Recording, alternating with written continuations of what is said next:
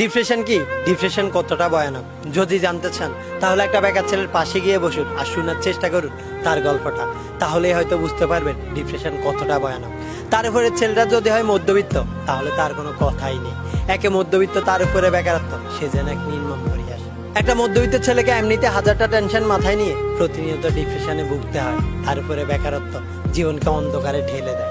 একটা বেকার ছেলেকে প্রতিনিয়ত হাজারটা কথা শুনতে হয় শুধুমাত্র তার বেকারত্বের জন্য। ছেলেটা যতই ভালো হোক না কেন, ভালো ইনকাম করার সামর্থ্য না থাকলে তার কোথাও দাম নেই।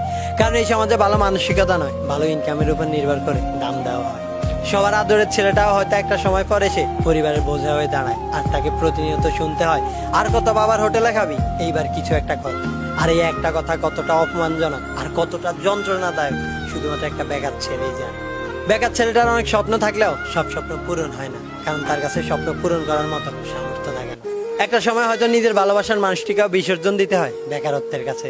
ফোনের ওই প্রান্তে যখন মেয়েটি বলে ওঠে আমার বিয়ে ঠিক হয়ে যাচ্ছে, কিছু একটা করো, তখন বেকার ছেলেটির নিজের ভালোবাসার মানুষটিকে ধরে রাখার প্রবল ইচ্ছে থাকলেও সেই ইচ্ছেকে বুকের ভেতর দাফন করে বলতে হয় তুমি বিয়ে করে নাও, কারণ সে জানে সে কিছুই করতে পারবে না। আর একজন বাবা মা তার মেয়েকে একটা বেকার ছেলের হাতে কখনোই তুলে দেবে না। আর এভাবেই প্রতিনিয়ত হাজারটা স্বপ্ন, হাজারটা ইচ্ছেকে বিসর্জন দিতে হয় বেকারত্বের কাছে। এই শহরে সবাই বেকারত্ব নিয়ে প্রশ্ন তুলে মনে আঘাত করতে পারে, কিন্তু বেকারত্ব মুছে দিতে কেউ সাহায্য করে না।